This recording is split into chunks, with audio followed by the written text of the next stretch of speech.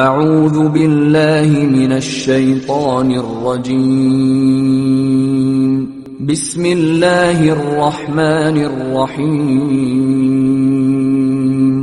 وَلْتَكُن مِّنكُمْ أُمَّةٌ يَدْعُونَ إِلَى الْخَيْرِ وَيَأْمُرُونَ بِالْمَعْرُوفِ وَيَنْهَوْنَ عَنِ الْمُنكَرِ وَأُولَئِكَ هُمُ الْمُفْلِحُونَ. الحمد لله نحمده ونستعينه ونستغفره ونعوذ بالله من شرور أنفسنا ومن سيئات أعمالنا من يهده الله فلا مضل له ومن يضلل فلا هادي له أشهد أن لا إله إلا الله وحده لا شريك له وأشهد أن محمدًا عبده ورسوله أما بعد فإن أصدق الحديث كتاب الله وخير الهدي هدي محمد صلى الله عليه وسلم وشر الأمور محدثاتها وكل محدثة بدعة وكل بدعة ضلالة وكل ضلالة في النار. فأعوذ بالله السميع العليم من الشيطان الرجيم من همزه ونفخه ونفثه. بسم الله الرحمن الرحيم. يا أيها الناس اتقوا ربكم الذي خلقكم من نفس واحدة وخلق منها زوجها وبث منهما رجالا كثيرا ونساء واتقوا الله الذي تساءلون به والأرحام إن الله كان عليكم رقيبا. يا أيها الذين آمنوا اتقوا الله حق تقاته ولا تموتن إلا وأنتم مسلمون. يا أيها الذين آمنوا اتقوا الله وقولوا قولا سديدا يصلح لكم أعمالكم ويغفر لكم ذنوبكم ومن يطع الله ورسوله فقد فاز فوزا عظيما. قال الله تبارك وتعالى في كلامه المجيد والفرقان الحميد: لقد كان لكم في رسول الله أسوة حسنة.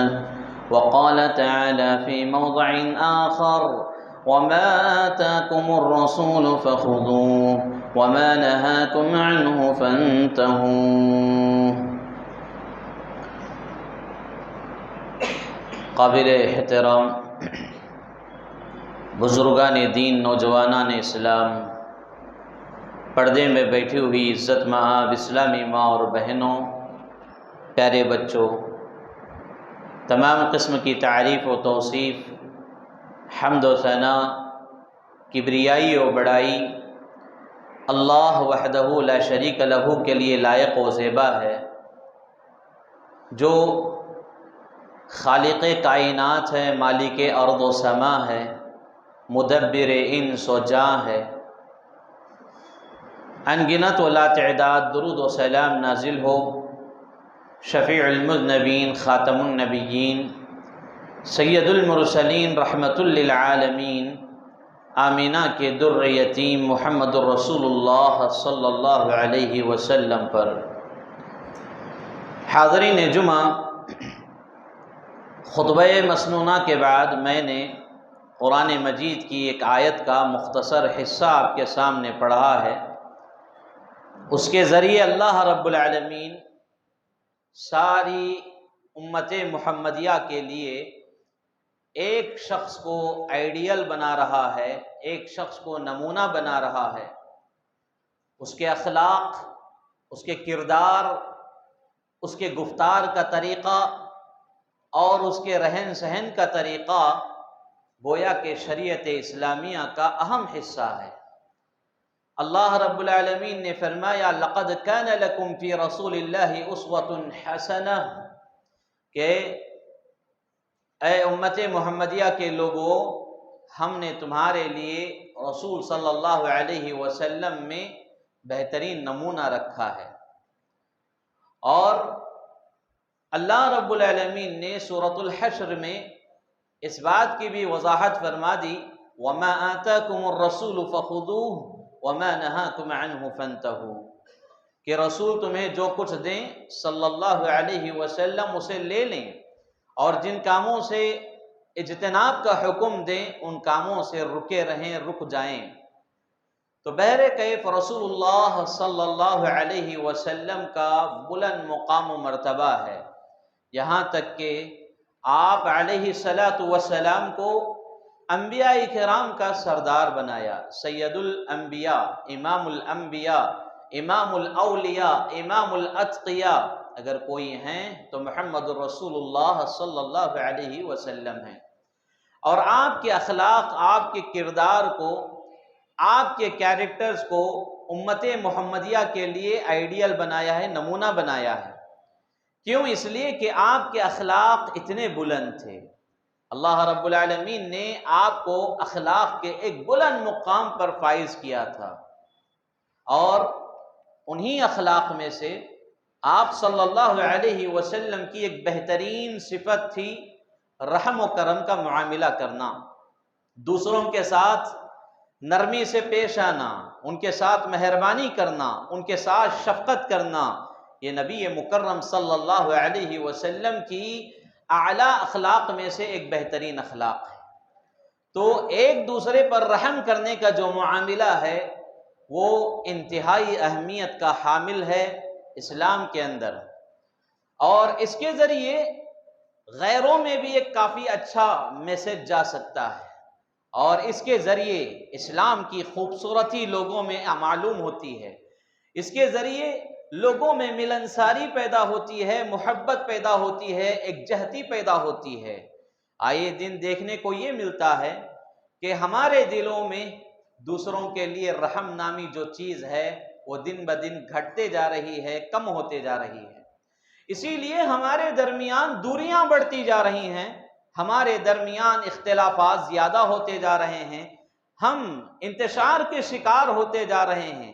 جس دن اسلام کی اس پیاری تعلیم پر اگر ہم عمل کر لیں مضبوطی کے ساتھ، اس دن سے ہمارے دلوں میں اللہ تبارک و تعالی اتحاد و اتفاق، محبتیں، الفتیں، رحمتیں، شفقتیں پیدا فرمائے گا۔ میرے بھائیوں، رحم کرنے کا جو مسئلہ ہے وہ بہت اہم مسئلہ ہے۔ پیارے حبیب صلی اللہ علیہ وسلم کے اخلاق یہ تھے کہ آپ انسانوں پر تو انسانوں پر، جانوروں پر بھی رحم کیا کرتے تھے۔ بے زبان جو مخلوق ہے ان پر بھی اللہ کے رسول صلی اللہ علیہ وسلم خود رحم فرماتے، اور امت محمدیہ کو ان کے ساتھ نرمی کا معاملہ کرنے کا بھی سبق پڑھاتے۔ لہذا رحم و کرم کا معاملہ ہمارے اندر آنا چاہیے۔ آج ہمارے گھروں میں رحم نظر نہیں آتا، نرمی نظر نہیں آتی، ہمارے گھر ظلم و بربریت کے شکار ہو چکے ہیں۔ ہم ادھر ادھر کی باتیں ضرور کرتے ہیں لیکن اپنا جائزہ لیتے نہیں ہیں۔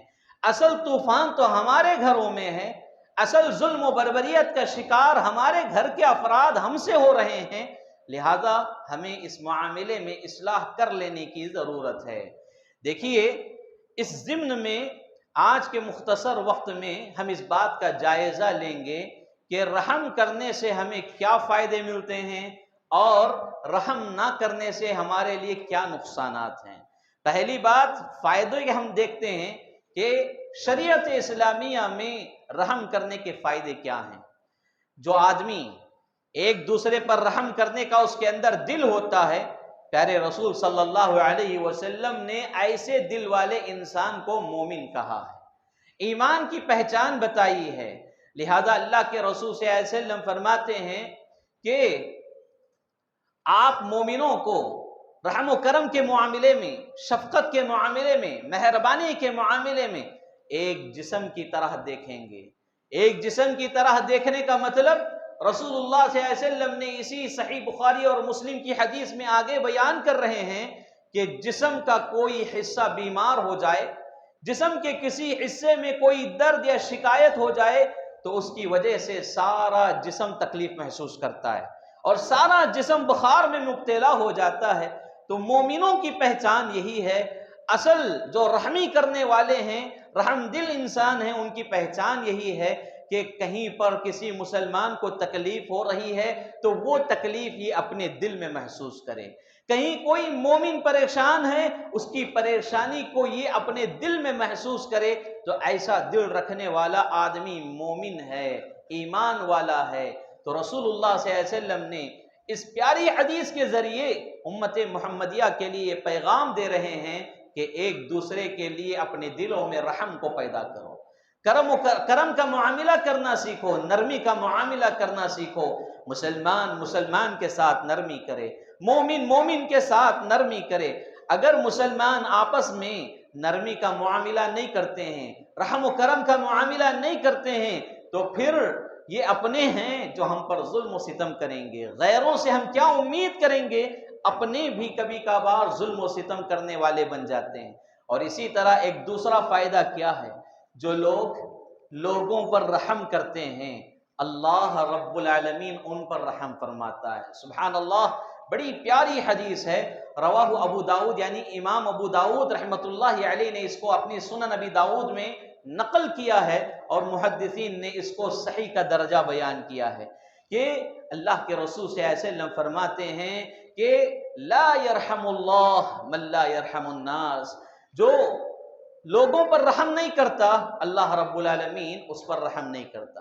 اللہ تبارک و تعالیٰ کا رحم، اللہ رب العالمین کی رحمت اگر کوئی چاہتا ہے تو ایسے بندے کے لیے ضروری ہے کہ وہ لوگوں کے اوپر رحم کرنا سیکھے، لوگوں پر رحم کرنا سیکھے۔ رسول اللہ صلی اللہ علیہ وسلم نے زمین والوں پر، یعنی لوگوں پر، جانوروں پر رحم کرنے کی تعلیم دی ہے۔ پیارے رسول صلی اللہ علیہ وسلم کا ایک پیارا فرمان جو کہ جامع ترمذی میں ہے، عن عبداللہ بن عمر رضی اللہ عنہ قال قال رسول اللہ صلی اللہ علیہ وسلم، عبداللہ بن عمر رضی اللہ تعالیٰ عنہ روایت کرتے ہیں، رسول اللہ صلی اللہ علیہ وسلم نے فرمایا کہ تم میں سے جو لوگوں پر رحم نہیں کرتا وہ اللہ رب العالمین کے پاس رحم نہیں کیا جاتا۔ اور یہ کہا گیا دوسری روایت میں، ارحموا من فی الارض یرحمکم من فی السماء، بعض روایتوں میں یہ الفاظ آئے ہیں ارحموا اہل الارض یرحمکم من فی السماء، کہ تم زمین والوں پر رحم کرو، تم زمین والوں پر رحم کرو، آسمان والا تمہارے اوپر رحم کرے گا۔ اس حدیث کا واضح مطلب یہ ہے کہ اگر ہم زمین والوں پر رحم و کرم کا معاملہ نہیں کریں گے، آسمان والا ہم پر بھی رحم و کرم کا معاملہ نہیں فرمائے گا۔ کتنی پیاری بات ہے۔ لہذا ہم میں سے ہر ایک کو چاہیے کہ اپنے دلوں کو نرم بنائیں، اپنے دلوں میں نرمی پیدا کریں، رحم و کرم والا دل ہمارے اندر ہونا چاہیے۔ اور اسی طرح ایک بڑا فائدہ رحم کرنے والوں کے لیے یہ بیان کیا گیا کہ وہ شخص جنتی ہے، وہ شخص جنتی ہے جو دوسروں کے ساتھ رحم و کرم کا معاملہ فرماتا ہے۔ رسول اللہ صلی اللہ علیہ وسلم نے فرمایا کہ 3 لوگ جنتی ہیں، ان میں سے ایک کا جو تذکرہ فرمایا وہ یہ کہ ایسا حاکم جو انصاف کرنے والا ہے، جو صدقہ کرنے والا ہے، جس کو نیکیوں کی توفیق ملی ہوئی ہے، ایسا حاکم جنتی ہے۔ اور دوسرے نمبر پر رسول اللہ صلی اللہ علیہ وسلم نے اس خوش قسمت انسان کا تذکرہ فرما رہے ہیں جس کے اندر رحم ہوتا ہے۔ کہا کہ ایسا شخص جو اپنے قرابت داروں کے ساتھ، یعنی اپنے رشتہ داروں کے ساتھ رحم و کرم کا معاملہ کرتا ہے، اپنوں کے ساتھ رحم و کرم کا معاملہ کرتا ہے، اور دوسروں کے ساتھ بھی رحم و کرم کا معاملہ کرتا ہے، ایسا شخص بھی جنتی ہے۔ اور ایک تیسرے شخص کا تذکرہ کیا گیا، ایسا شخص جو عزت و عفت کے اعتبار سے پاک دامن ہو، اور اس کے اہل خانہ یعنی گھر کے لوگ ہونے کے باوجود، وہ مجبور ہونے کے باوجود، محتاج ہونے کے باوجود کسی کے سامنے ہاتھ نہیں پھیلاتا، کسی کے سامنے سوال نہیں کرتا، کسی کے سامنے اپنی مجبوریاں بیان نہیں کرتا سوائے اللہ رب العالمین کے، تو ایسا شخص بھی جنتی ہے۔ ان 3 لوگوں کو رسول اللہ صلی اللہ علیہ وسلم نے جنتی ہونے کی خوشخبری سنائی ہے۔ تو اس میں جو دوسرا نمبر ہے وہ کن لوگوں کا؟ جو اپنے قرابت داروں کے ساتھ رحم و کرم کا معاملہ فرماتے ہیں، اپنوں کے ساتھ اچھا سلوک کرتے ہیں اور غیروں کے ساتھ بھی اچھا سلوک کرتے ہیں۔ کوئی آدمی جب اپنوں کے ساتھ اچھا سلوک کر سکتا ہے تو وہ غیروں کے ساتھ بھی اچھا سلوک کرے گا، کیونکہ یہ اسلام کی پیاری تعلیم ہے۔ تو معلوم ہوا رحم کرنے کا ایک تیسرا فائدہ یہ کہ آدمی جنتی بن سکتا ہے۔ لہذا یہاں بیٹھے سارے مرد، یہاں بیٹھی ساری خواتین اس بات کو سنجیدگی کے ساتھ سمجھیں کہ کہاں کہاں ہم سے کیا کیا غلطیاں ہو رہی ہیں، کہاں کہاں ہم اپنے دلوں کو پتھر بنائے بیٹھے ہیں، کہاں کہاں ہمارے دلوں میں سختی پائی جاتی ہے۔ لہذا ایسے موقعوں پر، ایسے جگہوں پر اپنے دلوں کو نرم بنا لیں، اپنے دلوں کو موم کی طرح بنا لیں، تب جا کر اس خوشخبری کے آپ بھی حقدار بن جائیں گے جس کو پیارے رسول صلی اللہ علیہ وسلم سنا رہے ہیں۔ میرے بھائیوں، رحم کرنے کا ایک چوتھا فائدہ صحیح مسلم کی حدیث ہے۔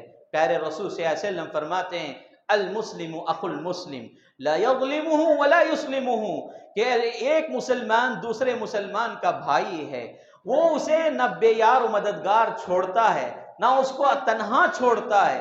اور آگے حدیث میں یہ کہا جا رہا ہے کوئی مسلمان اپنے کسی مسلمان بھائی کی ضرورت میں کام آتا ہے، اللہ تبارک و تعالی قیامت کے دن حشر کے میدان میں اس کی ضروریات میں سے کسی بڑی ضرورت کو اللہ پورا کرتا ہے۔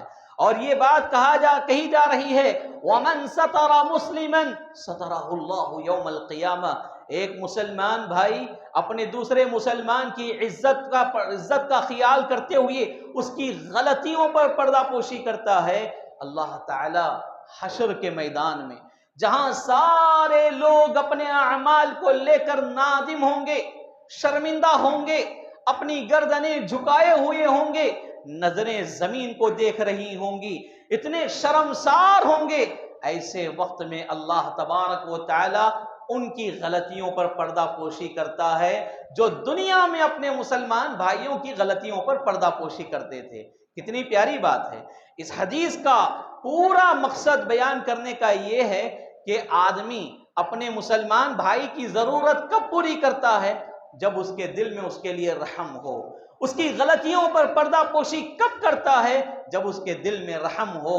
تو دل میں رحم و کرم کا ہونا حشر کے میدان میں ذلت و رسوائی سے بچانے کا ایک بہت بڑا ذریعہ ہے۔ لہذا یہاں کی ذلت و رسوائی تو ہم سے صحیح نہیں جاتی، یہاں کی ذلت و رسوائی ہم سے برداشت نہیں ہوتی۔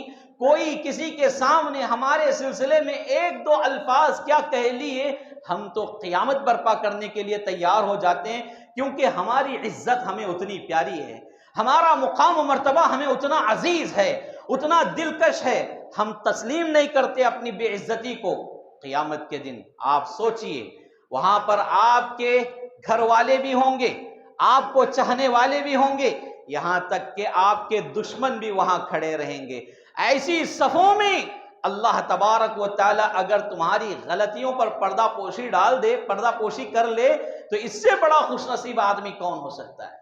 دنیا میں ہم کیا سوچتے ہیں؟ بھائی میری عزت کا کوئی معاملہ ہے، میرے گھر والے اس کو جانتے ہوں تو کوئی پرواہ نہیں، کیونکہ میں گھر کا آدمی ہوں، میرے گھر والے میرے بارے میں بہتر جانتے ہیں۔ لیکن ہماری کوئی غلطی ہو، وہ غلطی اپنے دشمن کو معلوم کرنے کے لیے ہم تسلیم نہیں کرتے۔ یعنی ہماری کوئی غلطی، ہماری کوئی عیب کی بات دشمن جان لے، دشمن کے علم میں یہ بات آ جائے، اس بات کو ہم تسلیم نہیں کرتے۔ لیکن حشر کے میدان میں وہاں دشمن بھی ہوں گے، اپنے بھی ہوں گے، سارے ہوں گے، ایسے مقام پر اللہ رب العالمین عزتوں پر پردہ پوشی کرے گا اور غلطیوں پر پردہ پوشی کرے گا، اس کا مقام و مرتبہ اونچا کیا جائے گا جو دنیا میں لوگوں کے ساتھ رحم و کرم کا معاملہ فرماتا ہے۔ میرے بھائیوں، مختصراً یہ 4 فوائد ہیں، اس کے علاوہ اور بھی بہت سارے فائدے ہیں، لیکن ہمارے موضوع کے دوسرے پہلو پر بھی ہمیں گفتگو کرنا ہے۔ دوسرا پہلو کیا ہے؟ رحم و کرم نہ کرنے کے نقصانات کیا ہیں؟ اب تک تو فائدے معلوم ہو رہے ہیں کہ رحم و کرم کرنے والا آدمی مومن کہلاتا ہے، رحم و کرم کرنے والا آدمی اللہ کی رحمت پاتا ہے، رحم و کرم کرنے والا آدمی جنتی ہے، رحم و کرم کرنے والا آدمی قیامت کے دن حشر کے میدان میں عزت والا ہوگا، مرتبے والا ہوگا، بلند مقام و مرتبے والا ہوگا۔ اب آئیے نقصانات کیا ہیں؟ پہلا نقصان یہ ہے کہ جو آدمی لوگوں کے ساتھ رحم و کرم کا معاملہ نہیں کرتا، نرمی کا معاملہ نہیں کرتا، شفقت اور مہربانی اس کے دل میں نہیں رہتی، سب پر وہ زیادتیاں کر رہا ہے، ظلم کر رہا ہے، سب کو اپنے سے کمتر سمجھتا ہے، حقیر سمجھتا ہے، اور اپنی زبان سے اس پر ظلم کر رہا ہے، اپنی حرکتوں سے اس پر ظلم کر رہا ہے، اپنے کردار سے اس پر ظلم کر رہا ہے، تو ایسے آدمی کے لیے سب سے بڑا نقصان یہ ہے کہ وہ دنیا میں بھی اور آخرت میں بھی اللہ رب العالمین کی رحمت سے وہ محروم کر دیا جائے گا۔ اللہ اکبر۔ جو شخص دنیا میں اور آخرت میں اللہ کی رحمت سے محروم کر دیا جائے، پھر ایسے انسان کی قسمت میں رحمتیں، سلامتیں، برکتیں کیسے نازل ہو سکتی ہیں؟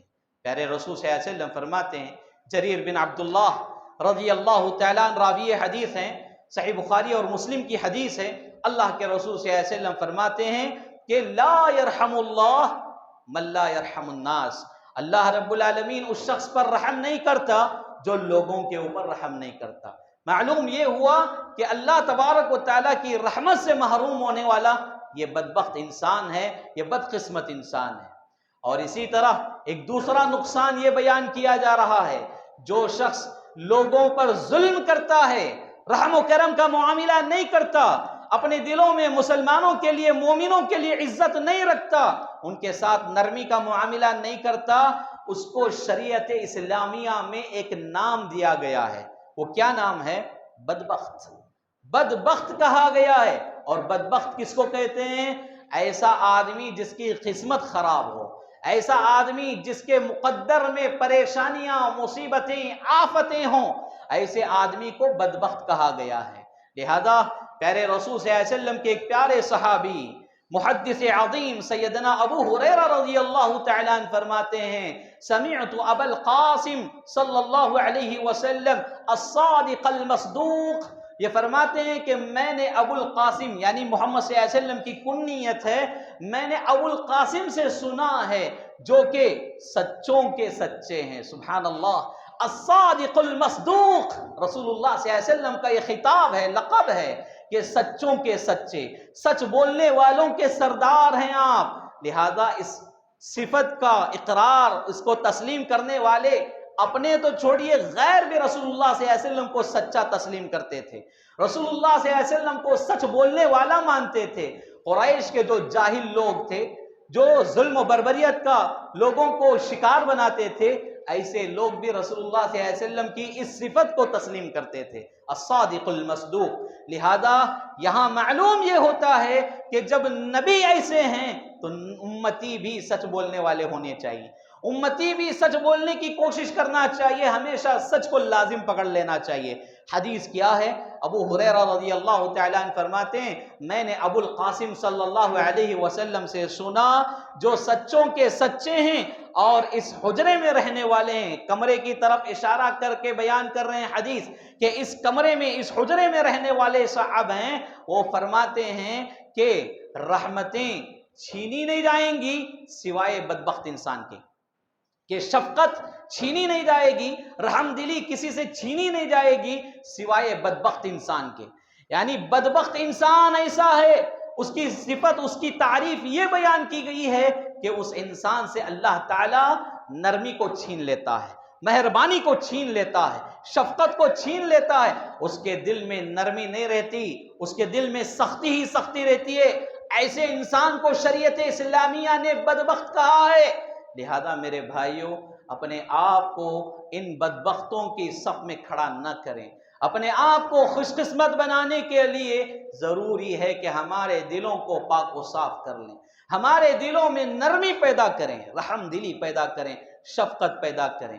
یہاں پر دیکھیے اسلام کی پیاری تعلیمات، کتنی پیاری تعلیمات ہیں۔ چھوٹے بچوں کے ساتھ بھی رحم و کرم کرنے کا معاملہ سکھایا جا رہا ہے۔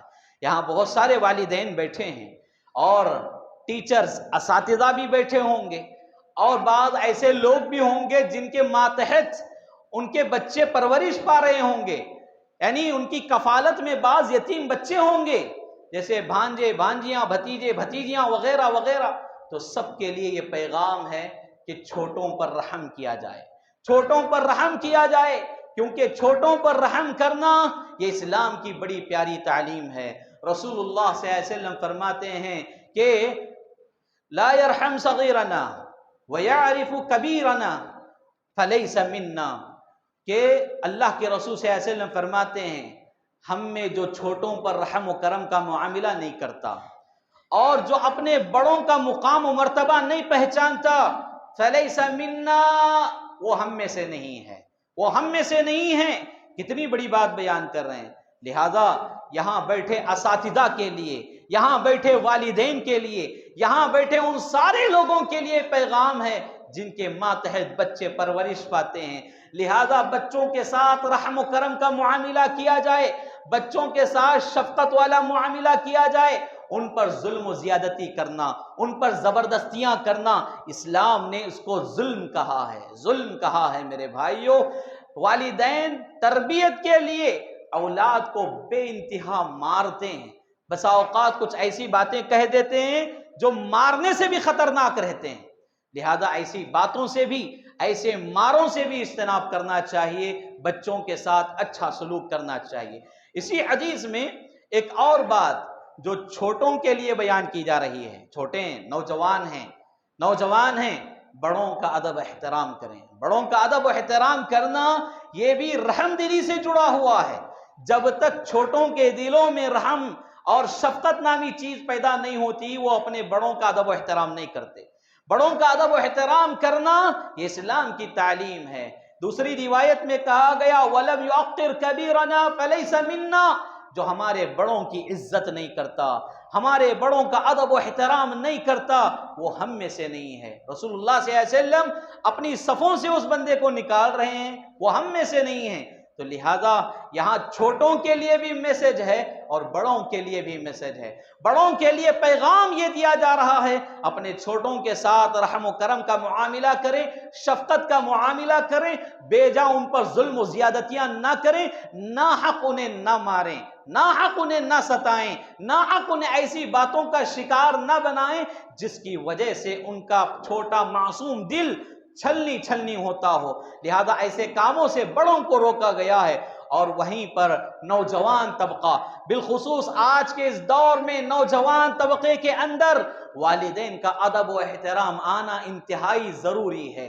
اور آج کے نوجوانوں کے دلوں میں اپنے بزرگوں کا ادب و احترام آنا نہایت ہی اہمیت کا حامل ہے۔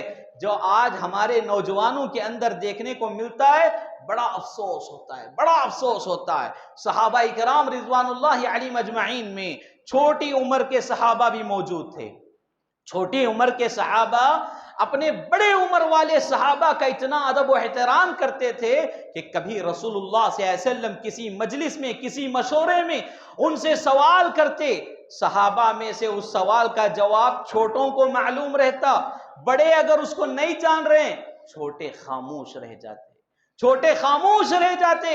اور پھر بعد میں اس کا ذکر ملتا ہے، جیسے عبداللہ بن عمر رضی اللہ تعالی عنہما کے سلسلے میں آتا ہے، عمر بن خطاب رضی اللہ تعالیٰ عنہ کے صاحبزادے ہیں، اپنے بیٹے کو لے کر رسول اللہ صلی اللہ علیہ وسلم کے ایک مجلس میں موجود ہیں۔ اللہ کے رسول صلی اللہ علیہ وسلم نے ایک درخت سے متعلق سوال کیا کہ یہ سوال کیا تھا؟ درخت ایسا ہے، ایسا ہے، ایسا ہے، اس کی صفات، اس کی خصوصیات رسول اللہ صلی اللہ علیہ وسلم نے بیان کی اور پوچھا وہ کون سا درخت ہے، وہ کون سا درخت ہے؟ تو سارے لوگ خاموش تھے۔ یہاں پر عبداللہ رضی اللہ تعالیٰ عنہ، جو عمر بن خطاب رضی اللہ تعالیٰ عنہ کے صاحبزادے ہیں، ان کے ذہن میں فوراً بات آ گئی کہ درخت کون سا ہے۔ ان کو جواب معلوم تھا لیکن وہ خاموش رہ گئے۔ حضرت عمر رضی اللہ تعالیٰ عنہ ان کا ننھا سا ہاتھ پکڑ کر جب گھر لے کر آئے اور ان سے اللہ کے رسول صلی اللہ علیہ وسلم کے سوال سے متعلق جب گفتگو ہوئی، عبداللہ بن عمر رضی اللہ تعالیٰ عنہ کہنے لگے کہ والد محترم، مجھے تو اس سوال کا جواب معلوم تھا جس کو رسول اللہ صلی اللہ علیہ وسلم پوچھ رہے تھے، اور کہا کہ وہ کھجور کا درخت ہے جس سے متعلق رسول اللہ صلی اللہ علیہ وسلم نے سوال کیا۔ تو عمر رضی اللہ تعالیٰ عنہ پوچھنے لگے کہ بیٹا تم وہاں کیوں جواب نہیں دیے جہاں رسول اللہ صلی اللہ علیہ وسلم نے سوال کیا؟ تو عبداللہ بن عمر کیا کہنے لگے؟ یہی کہنے لگے کہ وہاں بڑے بڑے صحابہ موجود ہیں، ہمارے والد صاحب کی عمر کے صحابہ موجود ہیں، وہاں ان کے درمیان میں جواب دینا گویا کہ مناسب نہیں سمجھا، اس لیے میں خاموش رہا۔ سبحان اللہ، بچوں کی تربیت کیسی ہے، چھوٹے چھوٹے بچے بڑوں کا اس طرح ادب کر رہے ہیں۔ آج ہمارا نوجوان طبقہ کیا سلوک کرتا ہے اپنے والدین کے ساتھ، کیا سلوک کرتا ہے اپنے جماعت و جمعیت کے بزرگوں کے ساتھ، جماعت و جمعیت کے بڑوں کے ساتھ۔ ان کا ادب و احترام نہیں، کوئی ادب والی بات، کوئی نصیحت والی بات ان کے سامنے رکھی جاتی ہے تو سب سے پہلے نصیحت کرنے والے کے کردار کو داغدار بتانے کی کوشش سب سے پہلے ہمارے نوجوان کرتے ہیں، سب سے پہلے ہمارے نوجوان کرتے ہیں۔ لہذا نوجوانوں، اللہ کے رسول صلی اللہ علیہ وسلم کے صف میں کھڑا ہونا چاہتے ہو، اپنے بزرگوں کا ادب احترام کرنا سیکھو۔ اس میں میری بھی نجات ہے، آپ کی بھی نجات ہے، ہم تمام کے لیے اس میں خیر و بھلائیاں ہیں۔ جو اپنے چھوٹوں کا رحم و کرم کا معاملہ کرتے ہیں اور جو چھوٹے بڑوں کی عزت کرتے ہیں، یہ سارے اللہ رب العالمین سے خیر و بھلائی حاصل کرنے والے لوگ ہیں۔ بہرکیف رحم کرنے کے فائدے اور رحم نہ کرنے کے نقصانات مختصراً آپ کے سامنے رکھے گئے ہیں۔ دور حاضر کا اگر جائزہ لیا جائے تو ہمارے دلوں میں سختی اتنی بڑھ گئی کہ ہم انسانوں کے ساتھ چھوڑیے، اپنے دین کے ساتھ بھی ہم ظلم کرتے ہیں، جبکہ دین کے ساتھ بھی ظلم کرنا نہیں ہے۔ اسلام میں انسانوں کے ساتھ ظلم کرنے کو جتنا گناہ بیان کیا ہے، اس سے کئی زیادہ گناہ دین کے ساتھ ظلم کرنا ہے۔ دین کے ساتھ ظلم کرنے کا مطلب کیا ہے؟ دینی باتوں پر رحم و کرم نہ کرنے کا مطلب کیا ہے؟ دینی باتوں پر رحم و کرم کرنے کا مطلب یہ ہے وَمَا آتَاكُمُ الرَّسُولُ فَخُذُوهُ وَمَا نَهَاكُمْ عَنْهُ فَانْتَهُوا۔ رسول اللہ صلی اللہ علیہ وسلم جو باتیں تمہیں کرنے کا حکم دے رہے ہیں ان کو لے لیں، اور جن کاموں سے منع کر رہے ہیں ان سے رک جائیں۔ یہ دین اسلام کا ادب و احترام کرنا ہے۔ کوئی آدمی رسول اللہ صلی اللہ علیہ وسلم کی منع کردہ چیزوں کو اپنے اوپر واجب کر لیتا ہے، اپنے اوپر حلال کر لیتا ہے، اور رسول اللہ صلی اللہ علیہ وسلم کے کرنے کے جو کام ہیں ان کاموں کو اپنی زندگی سے ہٹا دیتا ہے، اپنی زندگی میں اس کو حرام سمجھتا ہے، ایسا آدمی شریعت اسلامیہ پر ظلم کرنے والا ہے، ایسا آدمی دین اسلام کے ساتھ ظلم کرنے والا ہے۔ لہذا سب سے پہلے اس دور حاضر میں ہمارے لیے انتہائی ضروری یہ ہے ہم اپنے دین کے ساتھ رحم و کرم کا معاملہ فرمائیں، اللہ کے ساتھ رحم و کرم کا معاملہ فرمائیں۔ اللہ کے ساتھ رحم و کرم کا معاملہ کیا مطلب؟ اللہ تو سب پر رحم و کرم کرنے والا ہے، اور اللہ پر ہم کیسے رحم کر سکتے ہیں؟ اللہ پر رحم کرنے کا مطلب یہ میرے بھائی، اللہ کا جو حق ہے وہ حق اس کو دیا جائے۔ اللہ کا حق اٹھا کر غیروں کو دینا، غیر اللہ کو دینا، یہ شرک ہے، اور یہ اسلام کے ساتھ، اللہ کے ساتھ سب سے بڑا ظلم ہے۔ اللہ کے ساتھ سب سے بڑا ظلم ہے، اللہ کے اوپر سب سے بڑی سخت دلی والا کام کرنا ہے۔ لہذا اللہ کے ساتھ رحم و کرم کا معاملہ فرمائے۔ اور بالخصوص 2 دن میں غالباً ایک رات آنے والی ہے، 31 کی رات، دسمبر کی جو آخری رات ہے، اس کے بعد نیا سال شروع ہو رہا ہے عیسوی اعتبار سے۔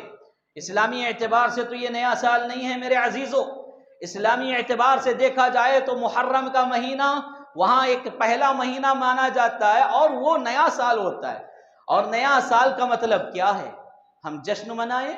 نیا سال کا مطلب یہ نہیں کہ ہم پٹاخے پھوڑیں، نیا سال کا مطلب یہ نہیں کہ عیسائیوں کی روش پر چلتے ہوئے کیک کاٹے جائیں اور کیکوں کو گھروں میں کھایا جائے۔ اس کا مطلب یہ نہیں کہ ہم اپنی پچھلی زندگی کو بھول کر آنے والی زندگی سے متعلق خوشیاں منائیں۔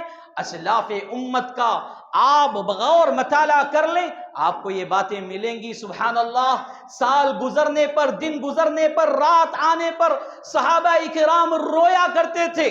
اپنے دنوں کا، اپنے صبح سے شام تک جو معاملات ہیں ان معاملات کا جائزہ لیا کرتے تھے۔ اسلاف سے یہاں تک تذکرہ ملتا ہے کہ جو سلف صالحین میں سے کوئی بہترین تاجر ہے، صبح سے شام تک اس نے جو تجارت کی ہے، رات میں بیٹھ کر یہ غور کیا کرتا تھا کہ آج کتنے لوگ میرے ظلم کا شکار ہوئے ہیں، کتنے لوگ میری ناانصافی کا شکار ہوئے ہیں، کتنے لوگوں کے ساتھ میں نے رحم و کرم کا معاملہ کیا ہے۔ میرے بھائیو یقین مانیے، کسی کے اندر کوئی غلطی سامنے آتی، دوسرے دن وہ غلطی نہیں کرتے، دوسرے دن اس کی اصلاح کر لیتے۔ تو یہ مطلب ہے احساس ایسا ہونا چاہیے، تزکیہ نفس ایسا ہونا چاہیے۔ یہاں ہماری راتیں کٹ رہی ہیں، دن گزر رہے ہیں اور مہینے نکل رہے ہیں، ہمیں کوئی احساس نہیں ہے۔ جب سال نکلتا ہے تو سبحان اللہ، پچھلے سال گویا کہ ہم نے ایک آدھی دنیا فتح کر لی ہو، اس طرح جشن مناتے ہیں۔ نعوذ باللہ، ہمارے مسلمان بچے سڑکوں پر کھڑے ہو جاتے ہیں، راستے بلاک کر دیے جاتے ہیں۔ کیا میرے مسلمان بھائیوں، رسول اللہ صلی اللہ علیہ وسلم نے تمہیں یہ تعلیم دی ہے؟ اور جو بچے اس طرح کا کام کرتے ہیں، ان سے پہلے ذمہ دار ان کے والدین ہیں، جنہوں نے ان کی صحیح تربیت نہیں کی۔ ان سے پہلے ان کے اساتذہ ہیں، جنہوں نے اسکول کالجز میں ان کی صحیح تربیت نہیں کی۔ ان سے پہلے ذمہ دار اس شخص کا، اس نوجوان کا ہر وہ فرد ہے جس کے ماتحت نوجوان رہتا ہے۔ روڈ بلاک کر دیے جاتے ہیں، پٹاخے پھوڑے جاتے ہیں، کیک کاٹے جاتے ہیں، بڑی بڑی فضول خرچیاں ہوتی ہیں، شراب نوشی ہوتی ہے، لڑکیوں کے ساتھ چکر چلتے ہیں، نعوذ باللہ، ایسے کام ہوتے ہیں۔ ممبر رسول سے اس کو بیان کرنا، شاید کہ اس ممبر پر گستاخی کا الزام لگ جائے۔ ایسے کام ہمارے نوجوان کر رہے ہیں۔ کب؟ 31 کی رات کو۔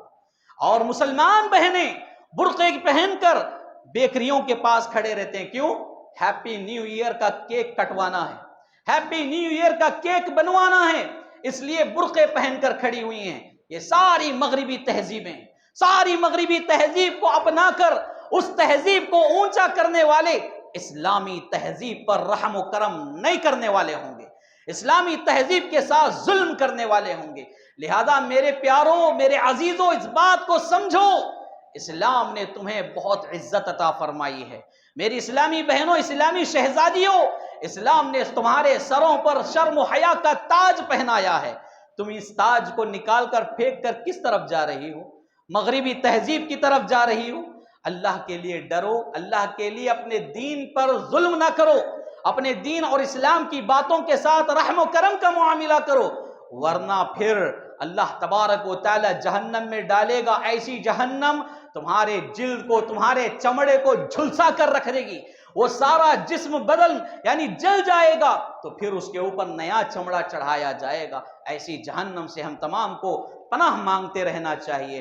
بہرکیف اسلام کے ساتھ ظلم نہ کریں، اللہ کے ساتھ ظلم نہ کریں، شریعت کے ساتھ ظلم نہ کریں۔ رسول اللہ صلی اللہ علیہ وسلم نے جن باتوں کا حکم دیا ان باتوں پر عمل کریں۔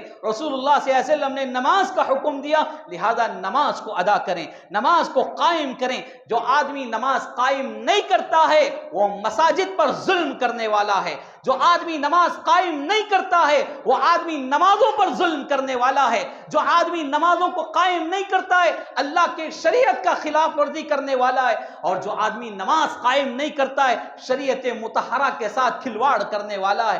میرے بھائیوں، میں کتنی باتیں بتاؤں۔ نماز قائم کرو، نماز قائم کرو، اور خود بخود اپنے دلوں میں رحم و کرم کا، نرمی کا معاملہ تم محسوس کرو گے۔ جو دل، جو سر اللہ کے سامنے جھکتے ہیں، ان دلوں کے اندر، ان سروں کے اندر اللہ تبارک و تعالی عقل سلیم میں اضافہ کرتا ہے۔ لہذا ان باتوں کو میں یہیں پر روکتے ہوئے اللہ تبارک و تعالیٰ سے دعا کرتا ہوں، اللہ ہم تمام کی حفاظت فرمائے، اللہ ہمارے دلوں کو رحم و کرم کا مرکز بنائے، محور بنائے، ہمارے دلوں میں ایک دوسرے کے لیے پیار، محبتیں، الفتیں پیدا فرمائے۔ اللہ تعالیٰ ہمیں ہمارے اسلام کی عزت کرنے والا بنائے، اللہ تعالیٰ اس کے ساتھ کھلواڑ کرنے سے ہماری حفاظت فرمائے، اللہ ہمیں شرعی حدود پر عمل کرنے والا بنائے اور ان کے ساتھ کھلواڑ کرنے سے بچائے۔ اللہ توحید کی زمینوں کی حفاظت فرمائے، اہل توحید کی حفاظت فرمائے، خادمین حرمین شریفین کی حفاظت فرمائے، مقدس زمینوں کی حفاظت فرمائے، اللہ فلسطینیوں کی حفاظت فرمائے، انہیں پرسکون اطمینان والی راحت بھری زندگی عطا فرمائے۔ اللہ ہمارے مسجد اقصیٰ کو آزاد فرمائے، ہم تمام کو اس مسجد میں سجدہ نصیب فرمائے، حرمین شریفین میں سجدے کرنے کی اللہ ہمیں توفیق نصیب فرمائے۔ اللہ ہمارے بھٹکے ہوئے نوجوانوں کی اصلاح فرمائے، اللہ انہیں نمازی بنائے، پنج وقتہ نمازی بنائے، شریعت کا پابند بنائے۔ اللہ تبارک و تعالی ہمیں توحید پر ثابت قدمی عطا فرمائے۔ شرک و بربریت، شرک و بدعات، خرافاتی غلط رسم و رواج والے کاموں سے اللہ ہمارے نسلوں کی حفاظت فرمائے۔ اللہ ہمارے دلوں کو ریاکاری، غرور، گھمنڈ، تکبر جیسی بری خصلتوں سے پاک و صاف فرمائے۔ اللہ ہمارے اندر اتحاد و اتفاق پیدا فرمائے، ملنساری پیدا فرمائے۔ اللہ مسلمانوں کے دلوں میں باہمی الفتیں پیدا فرمائے، رحمتیں پیدا فرمائے۔ اللہ تبارک و تعالی ہمیں شفقت بھرا دل نصیب فرمائے۔ اللہ ہم میں جو بیمار ہیں انہیں شفائے کاملہ عاجلہ اور دائمہ عطا فرمائے۔ جو بے اولاد ہیں اللہ انہیں نیک و صالح اولاد عطا فرمائے۔ جو صاحب اولاد ہیں اللہ ان کی اولاد کو ان کی آنکھوں کا ٹھنڈک بنائے، ان کے حق میں صدقہ جاریہ بنائے۔ اللہ تبارک و تعالی جو قرضوں میں، مصیبتوں میں، آفتوں میں گھیرے ہوئے ہیں انہیں ان چیزوں سے نجات عطا فرمائے۔ جب تک دنیا میں رکھے حالت ایمان میں رکھے، توحید پر ثابت قدم رکھے، جب خاتمہ ہو تو حسن خاتمہ فرمائے۔ آمین یا رب العالمین۔ اقول قولی ھذا استغفر اللہ لی ولکم ولسائر المسلمین وما توفیقی الا باللہ۔